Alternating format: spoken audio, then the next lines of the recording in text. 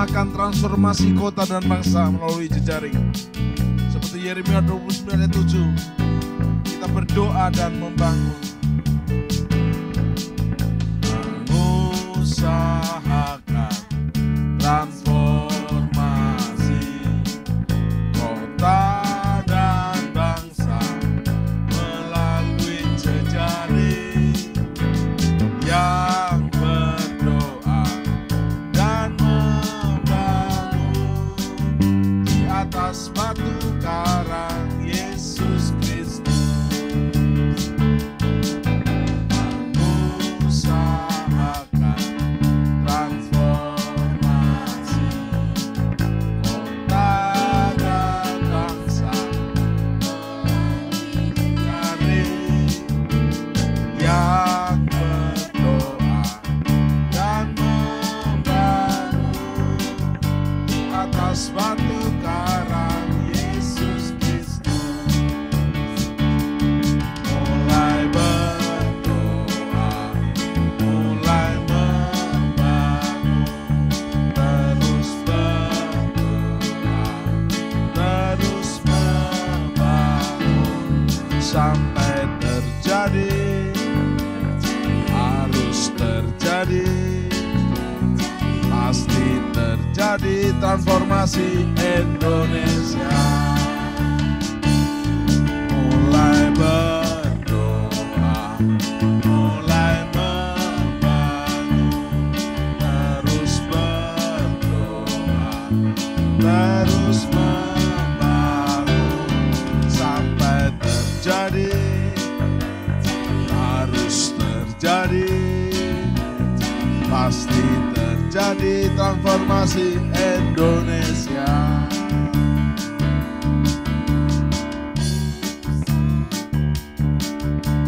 Percaya atau tidak, kesejahteraan kota adalah kesejahteraanmu juga. Karena itu berusahalah dan berdoalah buat kesejahteraan kotamu. Seperti Yeremia 29 ayat 7, berdoa dan membangun. Yes, mengusahakan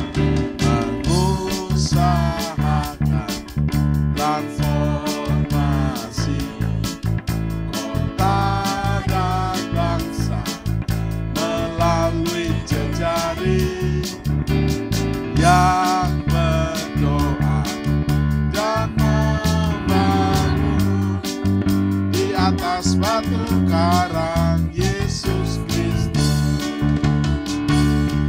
Mulai berdoa, mulai membangun, terus berdoa, terus membangun sampai terjadi, harus terjadi, pasti terjadi transformasi Indonesia.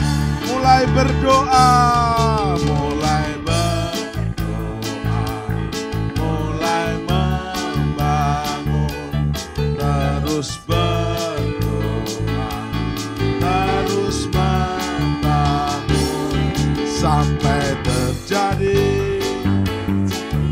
harus terjadi, pasti terjadi transformasi Indonesia.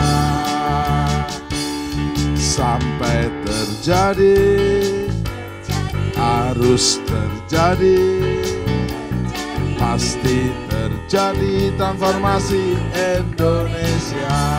Ya, transformasi Indonesia. Yes.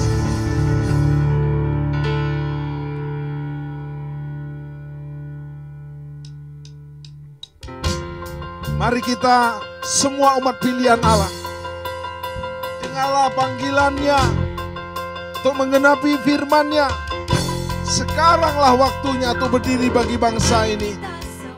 Ya, umat pilihan Allah, dengarlah panggilannya untuk menggenapi firman-Nya.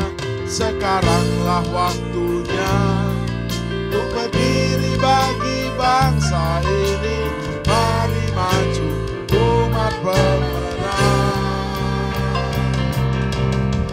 kita semua, umat pilihan Allah, dengarlah panggilannya untuk menggenapi firman-Nya. Sekaranglah waktunya untuk berdiri bagi bangsa ini. Mari maju umat pemenang, bukan bangkit, nyatakan kemuliaannya. Bukan bangkit, nyatakan kebesarannya, sampai setiap lutut bertelut, semua lidah mengaku Yesus Kristus Dialah Tuhan, Raja segala raja. Dialah Raja, bukan bangkit, nyatakan kemuliaannya. Bukan bangkit, nyatakan kebenarannya, sampai setiap lutut bertelut, semua lidah mengaku Yesus Kristus Dialah Tuhan, Raja segala raja. Dialah Raja. Mari kita semua umat pilihan Allah.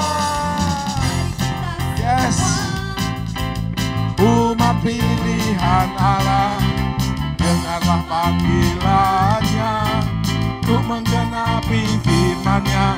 Sekaranglah waktunya untuk berdiri bagi bangsa ini. Mari maju umat pemenang, bukan bangkit, bukan bangkit, nyatakan kemuliaannya. Bukan bangkit, nyatakan kebesarannya, sampai setiap lutut bertelut, semua lidah mengaku Yesus Kristus Dialah Tuhan, Raja segala raja. Dialah bukan bangkit, nyatakan kemuliaannya. Bukan bangkit, nyatakan kebesarannya, sampai setiap lutut bertelut, semua lidah mengaku Yesus Kristus Dialah Tuhan, Raja segala raja. Dialah Raja.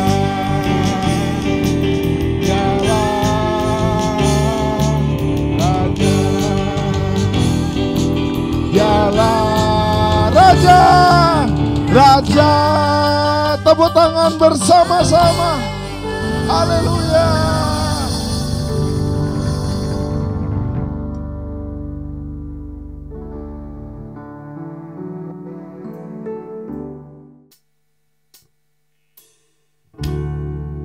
Tuhan Yesus Kristus tidak pernah terlalu cepat atau terlambat.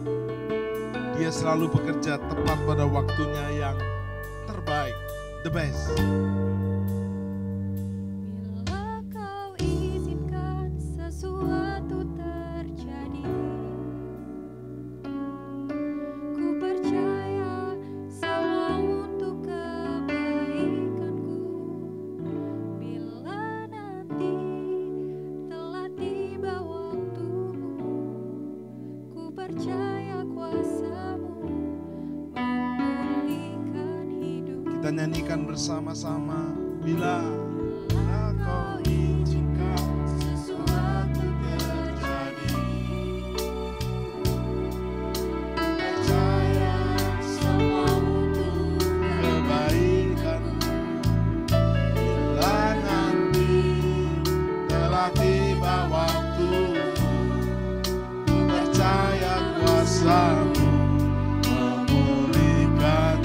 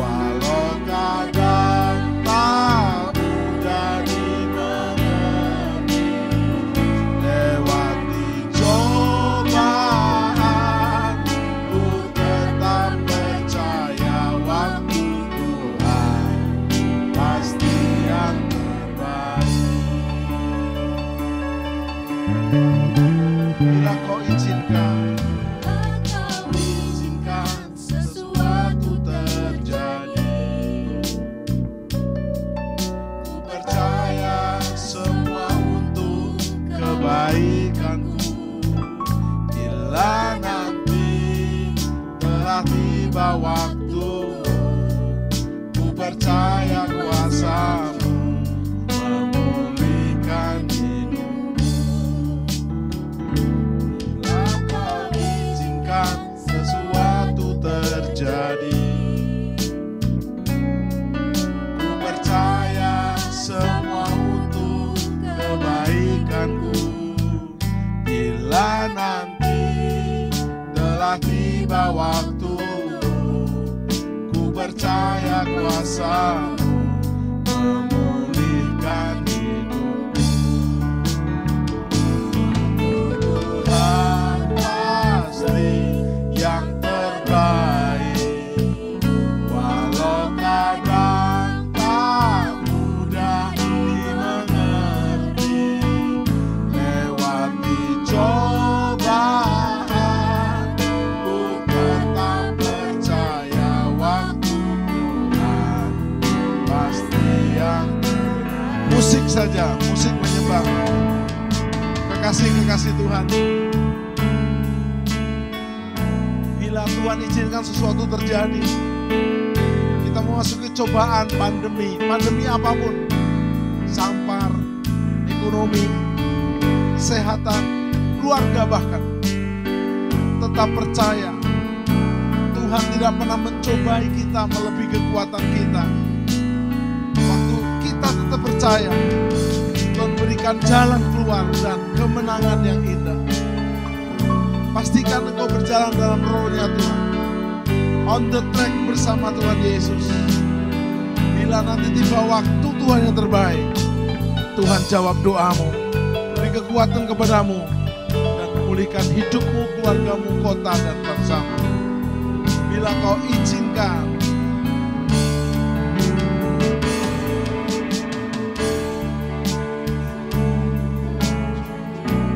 percaya.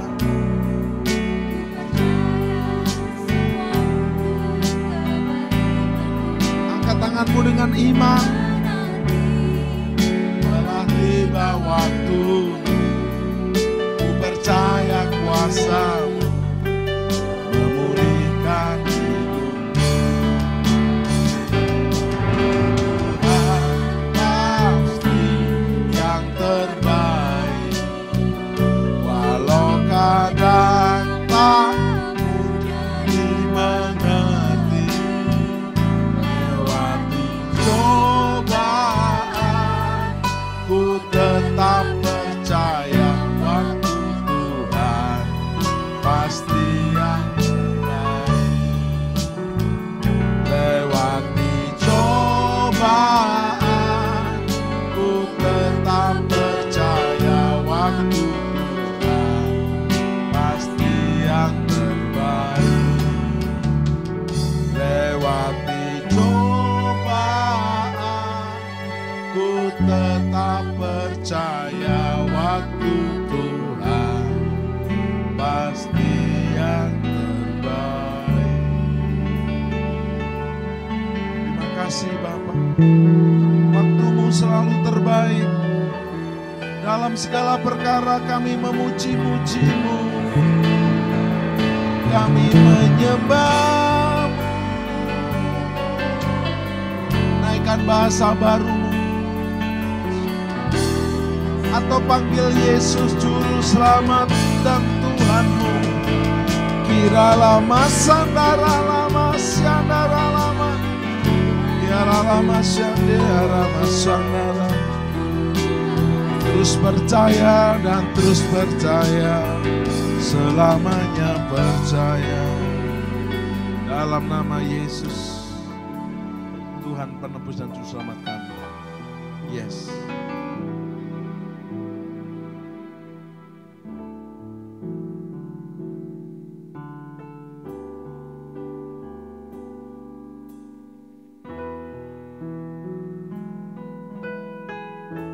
Engkau Tuhan yang setia, waktu-Mu selalu yang terbaik.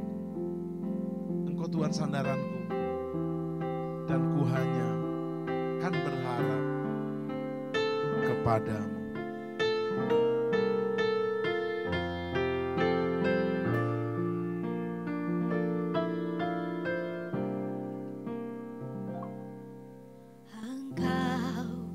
Tuhan yang setia, waktumu selalu yang terbaik.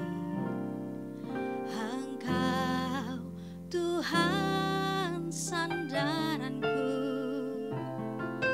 dan ku hanya kan berharap padamu. Satu-satunya yang ku andalkan, satu-satunya yang ku percaya, Engkau sumber kekuatan, sumber pengharapan, sumber kedamaian. Satu-satunya yang ku andalkan,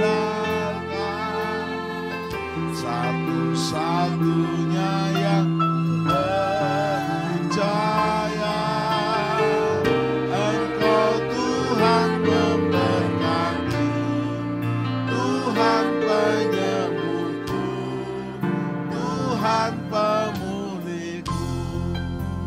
Satu-satunya yang andalkan. Diberkatilah orang yang mengandalkan Tuhan Yesus Kristus. Kehidupannya akan seperti sungai yang mengalir. Terima kekuatan, terima pengharapan, ada sumber kedamaian. Satu-satunya yang andalkan, satu-satunya yang percaya, Engkau Tuhan memberkati, Tuhan penyembuhku, Tuhan pemulihku. Engkau Tuhan memberkati, Tuhan penyembuhku, Tuhan pemulihku. Engkau Tuhan memberkati, Tuhan penyembuhku, Tuhan pemulihku. Terima kasih Bapa di surga. Terima kasih Tuhan Yesus. Terima kasih Roh Kudus, Tritunggal yang esa selama-lamanya. Dalam nama Tuhan Yesus Kristus. Amin.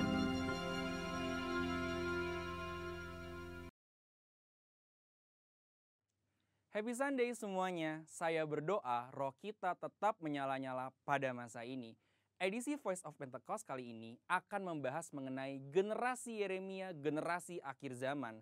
Mungkin banyak dari kita yang masih asing atau mempertanyakan istilah ini. Apa sih generasi Yeremia?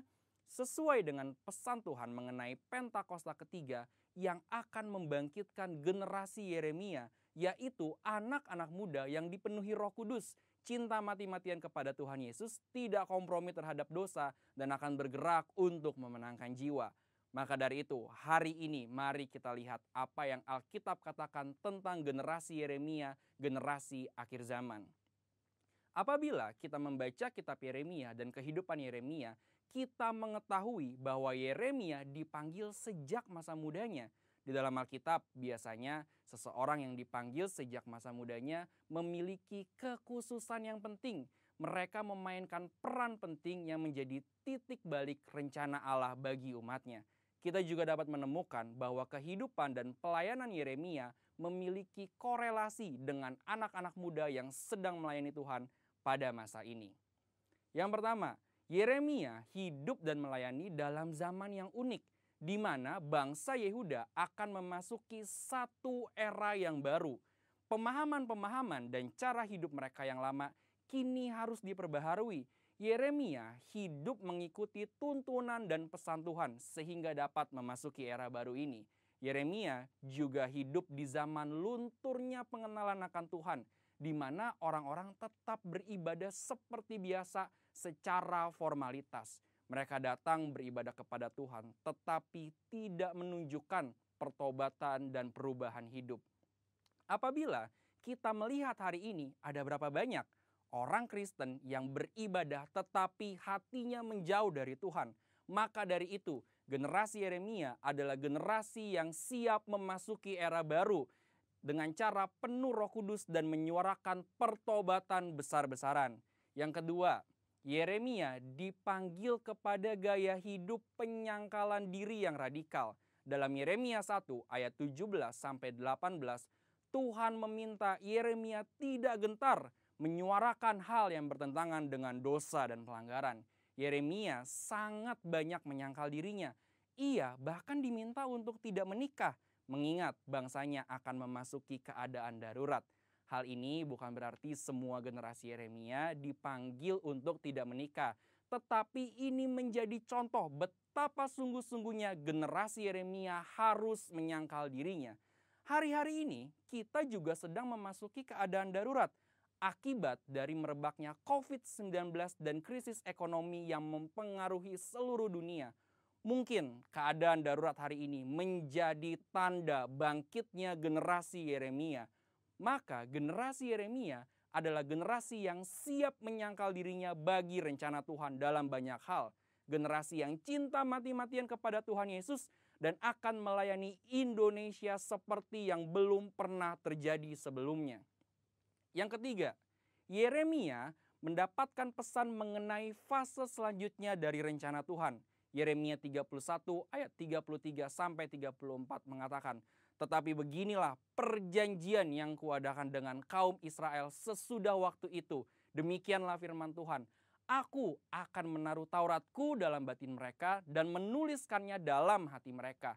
Maka aku akan menjadi Allah mereka dan mereka akan menjadi umatku. Dan tidak usah lagi orang mengajar sesamanya atau mengajar saudaranya dengan mengatakan, 'Kenallah Tuhan,' sebab mereka semua besar kecil akan mengenal aku. Demikianlah firman Tuhan, sebab aku akan mengampuni kesalahan mereka dan tidak lagi mengingat dosa mereka." Dari ayat ini kita mengetahui bahwa Yeremia adalah pembawa pesan mengenai suatu perjanjian yang baru, di mana keadaan Israel akan dipulihkan karena tugas mereka belum selesai, yaitu datangnya Mesias Tuhan Yesus Kristus. Maka dari itu, generasi Yeremia adalah generasi yang membawa pesan Tuhan tentang kedatangan Tuhan Yesus Kristus yang didahului oleh penggenapan amanat agung. Hari ini, mari saudara sekalian, kita meresponi panggilan Yeremia dengan cara hidup penuh Roh Kudus, cinta mati-matian kepada Tuhan Yesus, tidak kompromi terhadap dosa, dan bergerak memenangkan jiwa. Tuhan Yesus memberkati.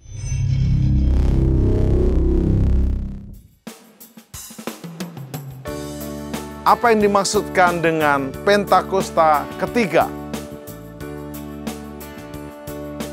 Api Pentakosta menyala, api Pentakosta menyala, api, api, api, api, api, api Pentakosta ketiga.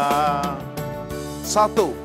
Pentakosta ketiga adalah pencurahan Roh Kudus yang dahsyat di zaman now, melebihi yang terjadi di Azusa Street. Yang kedua, Pentakosta ketiga akan mengakibatkan penuaian jiwa yang terbesar dan yang terakhir sebelum Tuhan Yesus datang kembali. Ketiga, Pentakosta ketiga akan membangkitkan generasi Yeremia, yaitu anak-anak muda yang dipenuhi Roh Kudus, cinta mati-matian kepada Tuhan Yesus, tidak kompromi terhadap dosa, dan akan bergerak untuk memenangkan jiwa. 4. Pentakosta ketiga lahir di Indonesia dan bergerak ke bangsa-bangsa. Gerakan ini dari timur ke barat dan akan kembali ke Yerusalem. 5. Pentakosta ketiga akan memberikan kuasa untuk menyelesaikan amanat agung. Dan setelah itu Tuhan Yesus datang kembali. Api Pentakosta menyala, api Pentakosta menyala, api, api, api, api, api, api Pentakosta ketiga. Api Pentakosta ketiga. Kekasih-kekasih Tuhan, kita akan belajar dan bertumbuh bersama dalam program seri Teologia Alkitabiah Allah Tritunggal saat baptisan Yesus. Allah Tritunggal saat baptisan Yesus. Kita akan lihat doktrin Tritunggal atau Trinitas berasal dari kata Latin yang secara harfiah berarti tiga serangkai. Dari kata trinus, yaitu rangkap tiga. Gambar ini sedikit bisa menjadi bayangan buat kita bahwa Bapa adalah Tuhan Allah, Putra adalah Tuhan Allah, dan Roh Kudus adalah Tuhan Allah. Namun, Putra bukan Bapa, dan Bapa bukan Roh Kudus, serta Roh Kudus bukan Putra. Artinya mereka hakikatnya satu, tetapi memiliki tiga pribadi. Kita akan lihat bersama bahwa dalam Matius pasal yang ke-3 ayat 16 dan 17, Injil Matius mencatat saat Yesus dibaptis, ternyata Yesus segera keluar dari air. Dan waktu Yesus keluar dari air, langit terbuka. Dan ia melihat Roh Allah seperti burung merpati yang turun ke atasnya. Wow. Apa yang menarik? Burung merpati itu tidak punya empedu, tidak ada kepahitan. Burung merpati bicara kelembutan, kasih. Jadi memang Roh Kudus adalah tidak memiliki kepahitan, dia roh penghibur. Yang nyata dalam bentuk burung merpati di atas Yesus waktu Yesus dibaptis. Dan ayat 17 dikatakan dengan jelas di sini, lalu terdengarlah suara dari surga yang mengatakan, inilah anakku yang kukasihi, kepadanya aku berkenan. Ada tiga pribadi di sini. Pertama adalah Yesus, Allah Putra yang dibaptis, Allah Bapa dari surga memperdengarkan suaranya, dan berkata, inilah anakku yang kukasihi, kepadanya aku berkenan. Dan Roh Kudus yang turun dalam bentuk wujud burung merpati. Sebelum kita bahas Tritunggal saat baptisan Yesus, kita coba untuk gali kata baptisan. Berasal dari bahasa Yunani, baptiso. Asal-usul katanya adalah bapto, yang berarti menenggelamkan. Sebenarnya Yohanes menolak untuk membaptis Yesus. Aku tidak layak. Aku membuka tali kasut sepatumu pun tidak layak. Tapi Yesus berkata, ini kehendak Allah, sepatutnya kita mengikuti kehendak Allah. Jadi ini penerapan dan aplikasi buat kita yang belum baptis, jangan tunda-tunda. Ini kehendak Allah. Yesus dibaptis karena Yesus adalah Tuhan Allah yang menjadi manusia, memberi teladan. Kalau saudara dan saya dibaptis karena banyak dosa, kalau kita bertobat, tetapi kalau Yesus memberikan teladan, dia anak Allah. Tentu Yesus tidak punya dosa. Lalu menjadi baptiso yang mengimplikasikan sesuatu yang direndamkan, dicelupkan ke dalam suatu air atau suatu larutan tertentu, yaitu cairan. Yesus memberi teladan ditenggelamkan. Matius 3:11, aku membaptis kamu dengan air sebagai tanda pertobatan. Tetapi Yesus yang datang kemudian daripadaku lebih berkuasa daripadaku. Dan aku tidak layak melepaskan kasutnya. Ia akan membaptiskan kamu dengan Roh Kudus dan dengan api. Kita akan lihat coba apa arti ayat ini. Yohanes Pembaptis adalah seorang guru dan penginjil yang terkenal di provinsi Yudea pada abad 1 Masehi. Memang dia dilahirkan untuk membuka jalan buat Yesus Juru Selamat kita nyata dan berkarya.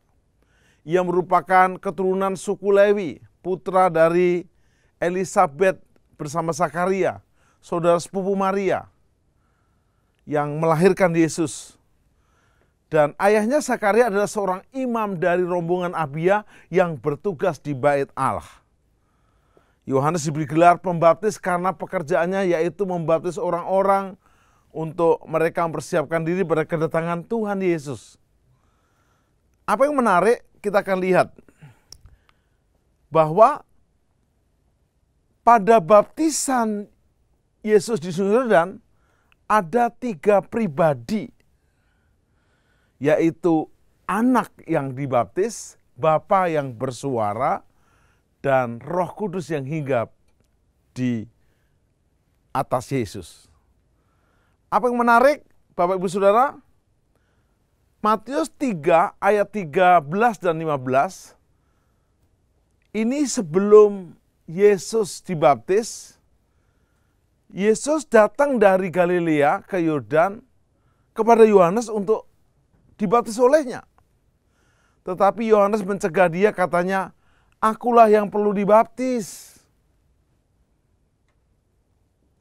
Lalu Yesus menjawab kepadanya, katanya, biarlah hal itu harus terjadi.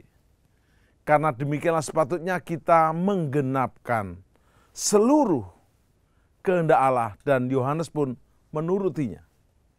Apa yang menarik? Saat baptisan di Sungai Yordan, ketiga pribadi Allah Tritunggal diwahyukan. Saya mau coba jelaskan diwahyukan. Kita itu makhluk yang terbatas, diciptakan oleh Tuhan Allah yang tak terbatas. Jadi kalau ada manusia model apapun yang berkata dia memahami Sang Penciptanya dengan sangat-sangat nyata, pasti itu tidak tepat dan tidak benar. Kita harus merendahkan diri untuk mencoba mengenal Tuhan Allah kita. Namun jangan berkecil hati, Tuhan Allah menyatakan dirinya dalam wahyunya melalui firman-Nya untuk kita bisa mengenal Dia. Saat baptisan Yesus di Sungai Yordan, ketiga pribadi Allah Tritunggal ini diwahyukan. Anak sedang dibaptis, Bapa sedang berbicara dari surga, Roh sedang turun dalam wujud nyata yaitu seekor merpati. Apa yang menarik? Yang menarik adalah kata Trinitas atau Tritunggal memang tidak terdapat dalam Alkitab. Tetapi bukan tidak ada. Tetapi ada banyak ayat di Alkitab, lebih dari 20 ayat yang nyata, yang berisi tentang Allah Tritunggal. Sekalipun Bapak Gereja Tertullianus sudah menggunakan kata itu pada abad kedua Masehi, barulah pada abad keempat kata ini mendapat tempat resmi dalam teologia Kristen. Kita akan naikkan bersama-sama. Pujian ini dari Kidung Jemaat, dan tentunya sejak berabad-abad yang lalu telah dinyanyikan dan menjadi lagu utama kita.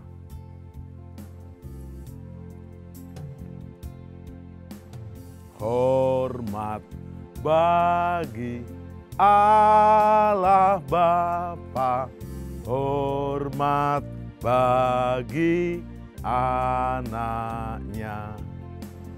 hormat bagi Roh penghibur ketiganya yang esa.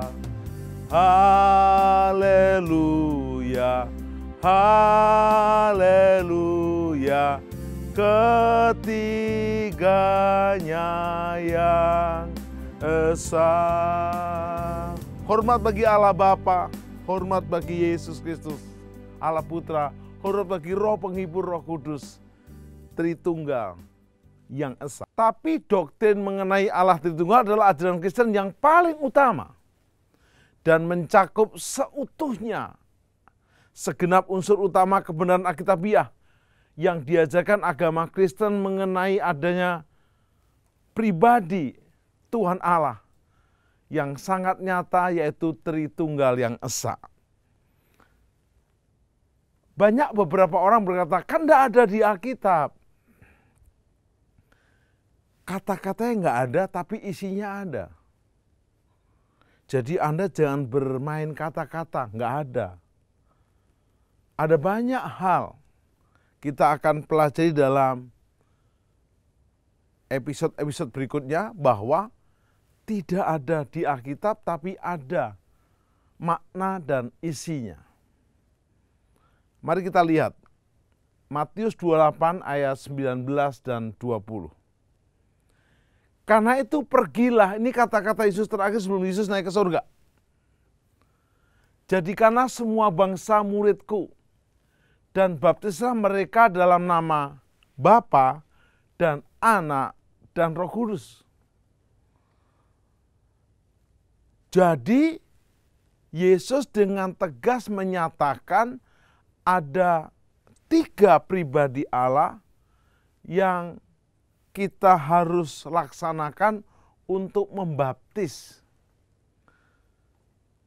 untuk mengajak mereka menjadi murid Yesus. Perjanjian Baru cukup sering menyebut presensi ketigaan dari Allah ini, Allah yang esa ini, dengan menyebutkan ketiga pribadi tersebut. Bahkan teks-teks Perjanjian Baru menyebutkan Allah Tritunggal. Juga dalam Matius 28, dalam Amanat Agung. Karena itu pergilah. Jadikanlah semua bangsa muridku dan baptislah mereka. Seperti saat Yesus dibaptis, ada 3 pribadi Tritunggal Allah, yaitu Allah Bapa, Allah Anak, dan Allah Roh Kudus. Dan itu diikuti oleh murid-muridnya dari zaman gereja mula-mula sampai akhir zaman ini.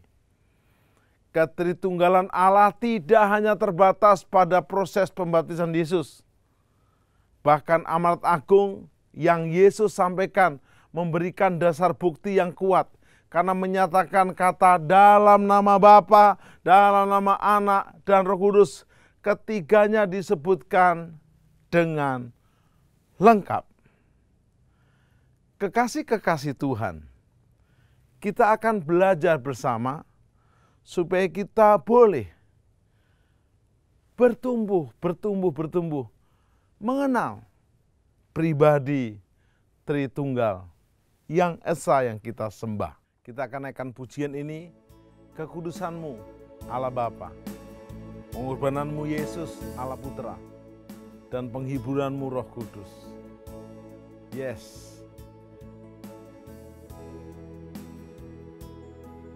Kekudusanmu Bapa, pengorbananmu Yesus, penghiburanmu Roh Kudus, membuatku terpesona. Tiada lagi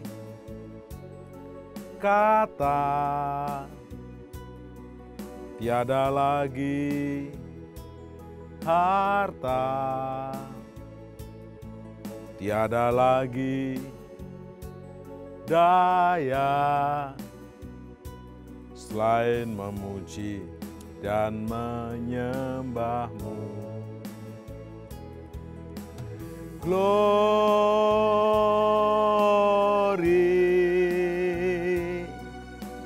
glory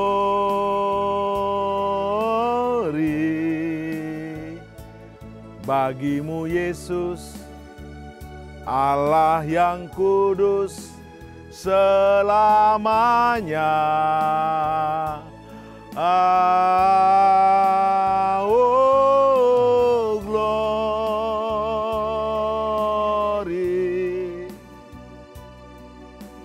glory.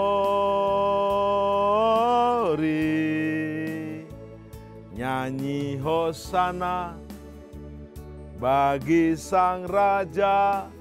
Haleluya. Luar biasa. Kita lanjutkan. Matius 28 ayat 19, Yesus berkata, karena itu pergilah, jadikanlah semua bangsa muridku, dan baptislah mereka. Waktu Yesus dibaptis di Matius pasal 3 ayat 16 dan 17, ada keberadaan Tritunggal Allah, maka Yesus juga memberikan tugas membaptis dalam nama Allah Bapa, Allah Anak, Allah Roh Kudus, di mana ketiganya adalah Tritunggal yang esa. Ada beberapa ayat di Perjanjian Baru yang begitu menguatkan dan meneguhkan tentang Tritunggal yang esa ini. Di 1 Yohanes 5 ayat 7-8. Sebab ada 3 yang memberi kesaksian di dalam surga, yaitu Bapa, Firman, dan Roh Kudus. Dan ketiganya adalah satu. Dan ada 3 yang memberi kesaksian di bumi, yaitu roh, dan air, dan darah. Dan ketiganya adalah satu. Kekasih-kekasih Tuhan, hari-hari ini lagi heboh di dunia sosmed. Bahkan sangat heboh. Orang begitu bebas ngomong A, B, C, D sampai Z. Benar atau salah, semuanya akan teruji. Dari buahnya lah kamu mengenal mereka. Saya juga tidak mencoba untuk menyinggung dan menyerempet siapapun. Tapi pastikan bahwa semua pengajaran berdasar dari firman Tuhan. Dari kitab Kejadian sampai Wahyu. 1 Yohanes 5 ayat 7-8 ini menyatakan dengan tegas bahwa ada 3 yang memberi kesaksian di dalam surga, yaitu Bapa, Firman, dan Roh Kudus. Dan ketiganya adalah satu. Dan ada 3 yang memberi kesaksian di bumi, roh, dan air, dan darah, dan ketiganya adalah satu. Kekasih Tuhan, kita akan lihat di Matius 28 ayat 20. Yesus juga mengajak murid-muridnya bukan hanya membaptis dalam nama Bapa, Anak, dan Roh Kudus dengan nama Tritunggal yang esa ini. Tapi Yesus mengajar untuk murid-muridnya bukan hanya membaptis saja, tetapi mengajar mereka. Dan Yesus berkata, dan ajarlah mereka melakukan segala sesuatu yang telah kuperintahkan kepadamu. Dan ketahuilah, aku menyertai kamu senantiasa sampai akhir zaman. Tuhan akan menyertai waktu kita pergi mengajarkan apa yang telah diajarkan kepada kita. Kekasih-kekasih Tuhan, tentu Anda berkata gini, Pak, saya nggak ngerti banget. Nggak apa-apa.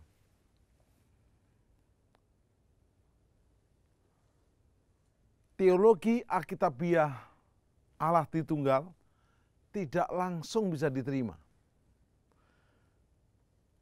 Dan tidak ada padanan yang bisa kita padankan. Jadi kita nggak bisa masih ilustrasi, contoh, nggak bisa. Nggak ada yang sepadan. Kalau saya membahas tentang misalnya sepeda buatan manusia, saya sangat bisa karena kita manusia pencipta sepeda. Tetapi kalau sepeda bicarakan manusia penciptanya, nggak mudah, nggak begitu gampang. Kita bicarakan keberadaan Allah pencipta kita. Contoh, Tuhan itu maha mendengar. Sebesar apa telinganya Tuhan? tentu bukan Tuhan telinganya besar. Oh, Tuhan itu melihat seluruh penjuru bumi. Matanya menjadi bumi. Sebesar apa matanya? Bukan begitu. Tetapi yang kita bersyukur, Allah menyatakan diri dalam pewahyuannya. Contoh, Allah menyatakan diri kepada Musa lewat yang namanya semak-semak yang menyala. Waktu kita pergi ke Mesir, ke Gunung Sinai, pasti tidak mampir. Ini model semak-semaknya yang menyala tapi tidak hangus. Allah menyatakan diri dalam bentuk api. Allah juga bisa menyatakan diri dalam bentuk yang lain. Kita akan bahas di episode-episode yang akan datang. Tetapi itu kedaulatan Allah. Walaupun tidak contoh yang mutlak, ini hanya sedikit aja bagian dari yang diajarkan Bapak Gereja. Kalau kita mau mengenal detail siapa Tuhan Allah kita, pencipta kita, seperti kita sedang melihat matahari di siang hari, kita nggak sanggup. Lihat sebentar kita silau. Begitulah keberadaan Allah Bapa yang sangat luar biasa. Tetapi Allah Bapa itu menyatakan dirinya. Firman itu menjadi daging. Firman itu menjadi manusia. Kan itu Filipi 2:5 berkata, hendaklah kamu dalam hidup bersama pikiran dan perasaan seperti Kristus. Walaupun dalam rupa Allah menjadikan dirinya kenosis, mengosongkan diri, menjadi manusia. Menjadi hamba bahkan, mati di kayu salib. Karena itulah setelah dia dibangkitkan, namanya ditinggikan di atas segala nama. Kalau belum mengerti, baru sebagian mengerti, nggak apa-apa. Bapak Gereja, Bapak Agustinus, mencoba menerjemahkan tentang keberadaan Allah yang begitu dahsyat ini. Belum bisa menemukan, satu saat dia berjalan di pinggir pantai. Lalu dia melihat anak kecil membuat lubang di pinggir pantai. Dia mencoba menyerok air dari laut ke lubang itu. Dan Bapak Gereja Agustinus bertanya, nak, buat apa? Oh, saya mau masukkan air laut ke lubang kecil ini. Nggak pernah bisa. Air laut begitu maha luas. Keberadaan Tuhan Allah begitu dahsyat, pencipta kita. Kita masukkan ke otak kita. Kok bahas Tuhan Allah pencipta kita? Kita membahas diri kita sendiri aja nggak gampang. Misalnya, kita lapar, kita haus, terus kita minum dan makan, tahu seger. Bagaimana pekerjaannya? Wah, itu nggak bisa 1-2 jam diterjemahkan secara ilmiah, secara biologi. Atau bersatunya sperma sama sel telur menjadi janin. Nggak mudah. Apalagi pencipta Allah kita bahas. Karena itu waktu belajar tentang Tritunggal Allah yang esa ini, jangan merasa hebat, sok jago. Kita belajar bersama, bertumbuh bersama. Tentu episode ini tidak membahas semuanya, tapi nanti kita akan belajar terus. Dan kita diskusi bersama, bertumbuh bersama. Roh Kudus akan mewahyukan kepada kita. Kita nggak bisa mengerti sendiri tanpa pernyataan wahyunya. Kenapa Yohanes Pembaptis bisa mengenal Tuhan Allahnya begitu dahsyat? Karena di Pulau Patmos dia menerima pewahyuan, makanya kita wahyu. Sebagai aplikasi dan penerapan daripada teologi Alkitabiah, Allah Tritunggal, di mana saat pembaptisan Yesus, kita akan tutup dengan Roma 6 ayat yang keempat. Dengan demikian kita telah dikuburkan bersama-sama dengan Dia oleh baptisan dalam kematian, supaya sama seperti Kristus telah dibangkitkan dari antara orang mati oleh kemuliaan Bapa, demikian juga kita akan dibangkitkan. Kita akan hidup dalam kehidupan yang baru.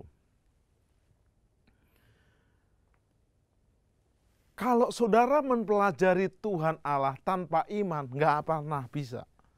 Beriman dulu. Kau sedikit menerima nggak apa-apa, beriman dulu. Ini bukan contoh mutlak, tapi hanya gambaran sedikit.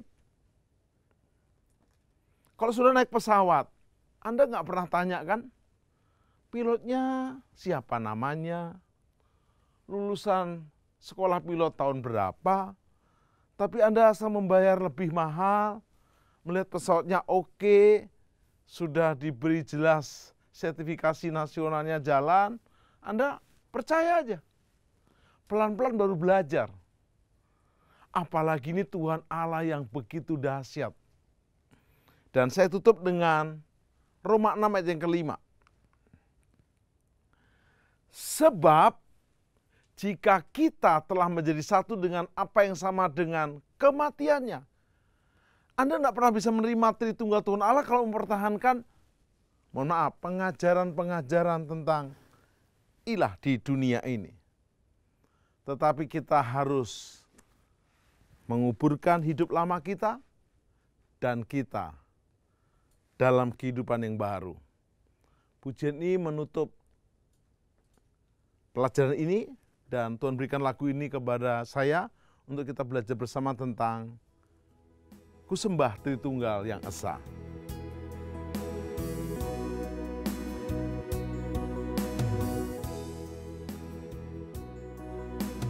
Bapa di surga,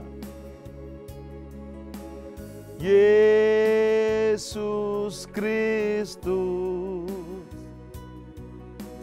Roh Kudus, ku sembah Tritunggal yang Esa. Ku mengasihimu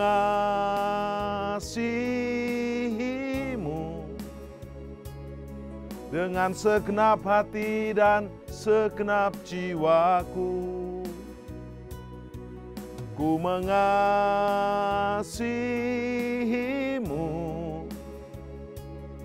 dengan segenap hati dan akal budiku. Ku mau jadi muridmu,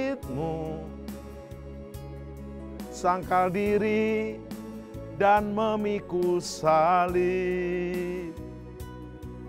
Ku mau jadi mempelaimu, berkenan dan lakukan kehendakmu. Berkenan dan lakukan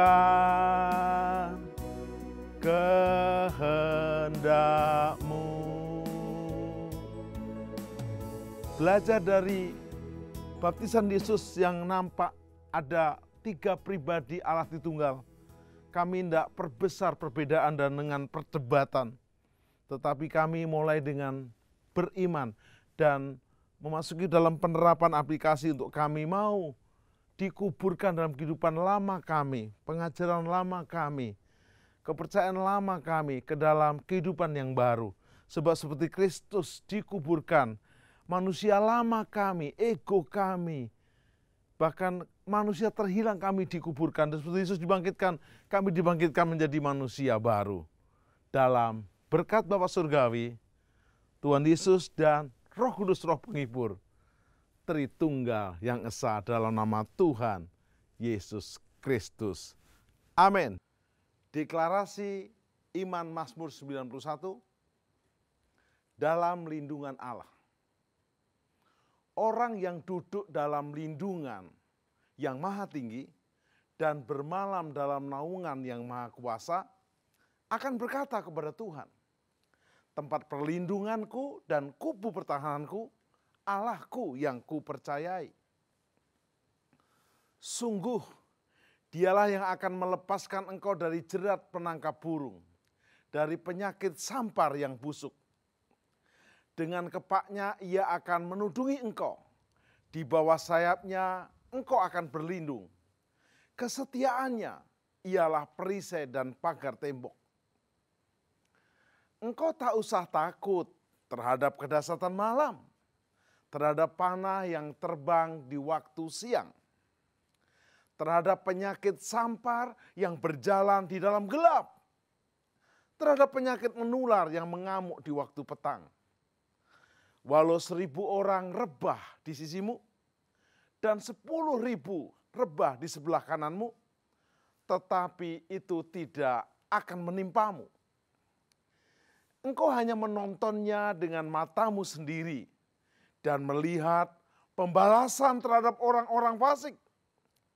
Sebab Tuhan ialah tempat perlindunganmu, yang maha tinggi telah kau buat tempat perteduhanmu. Malapetaka tidak akan menimpa kamu, dan tulah tidak akan mendekat kepada kemahmu. Sebab malaikat-malaikatnya akan diperintahkannya kepadamu untuk menjaga engkau di segala jalanmu. Mereka akan menatang engkau di atas tangannya, supaya kakimu jangan terantuk kepada batu. Singa dan ular tedung akan kau langkai. Engkau akan menginjak anak singa dan ular naga. Sungguh hatinya melekat kepadaku, maka aku akan meluputkannya. Aku akan membentenginya, sebab ia mengenal namaku. Bila ia berseru kepadaku, aku akan menjawab. Aku akan menyertai dia dalam kesesakan. Aku akan meluputkannya dan memuliakannya. Dengan panjang umur akan kukenyangkan dia, dan akan kuperlihatkan kepadanya keselamatan daripadaku. Lagu Mazmur 91, dalam lindungan Allah.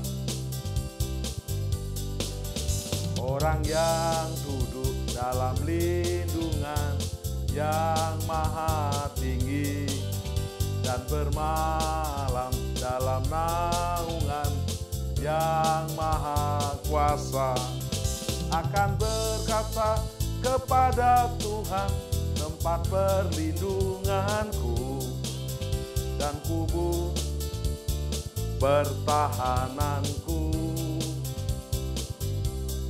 Allahku yang kupercayai. Sungguh dialah yang akan melepaskan engkau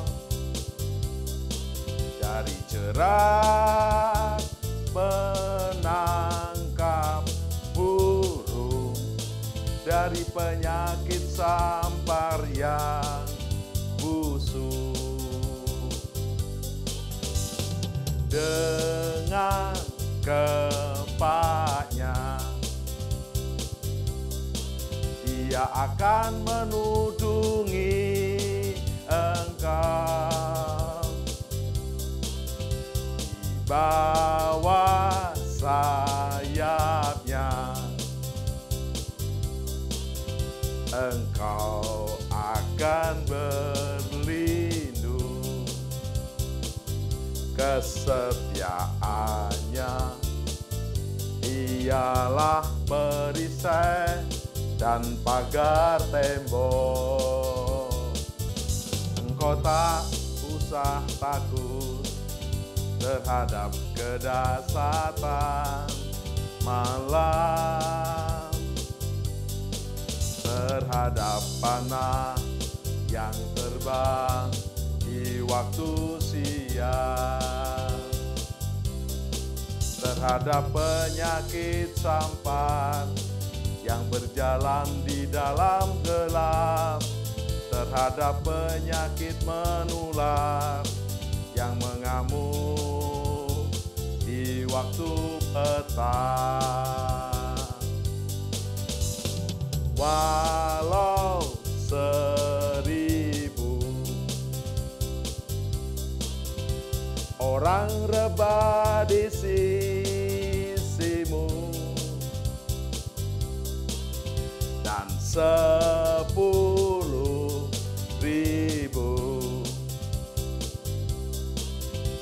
di sebelah kananmu.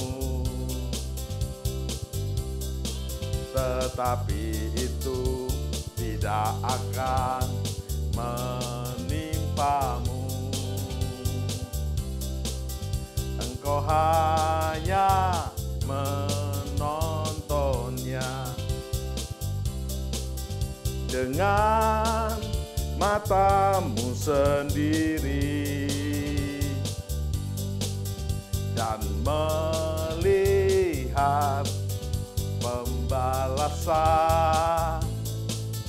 terhadap orang-orang fasik, sebab Tuhan ialah tempat perlindunganmu.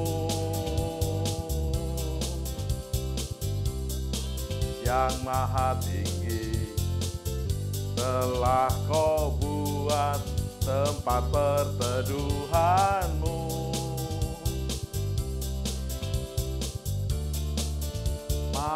Malapetaka tidak akan menimpa kamu.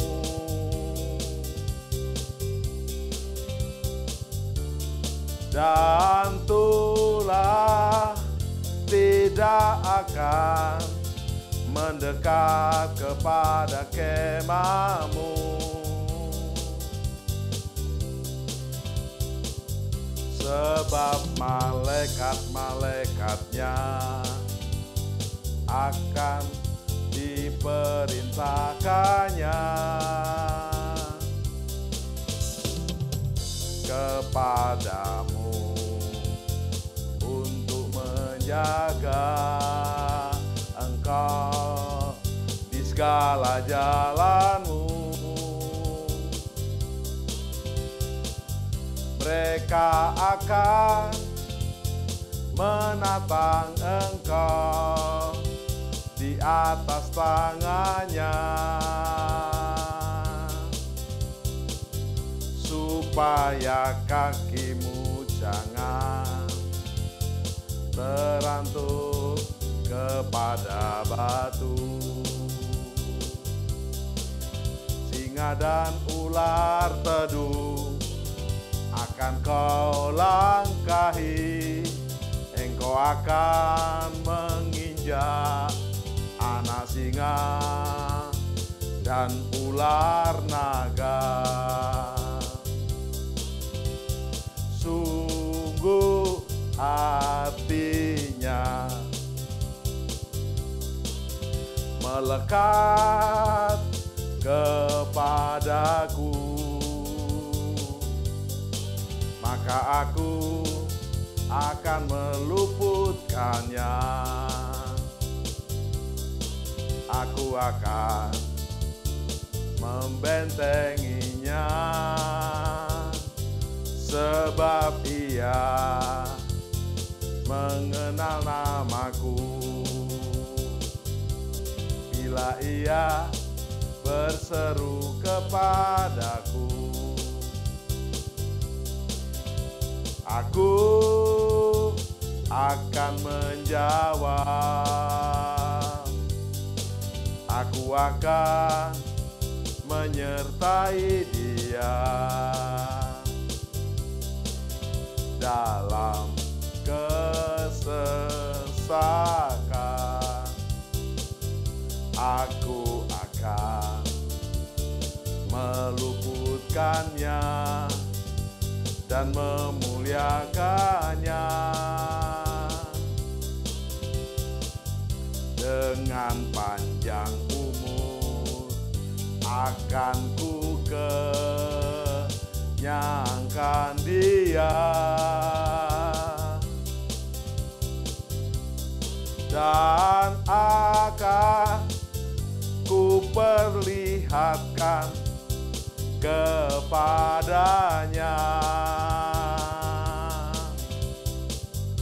keselamatan.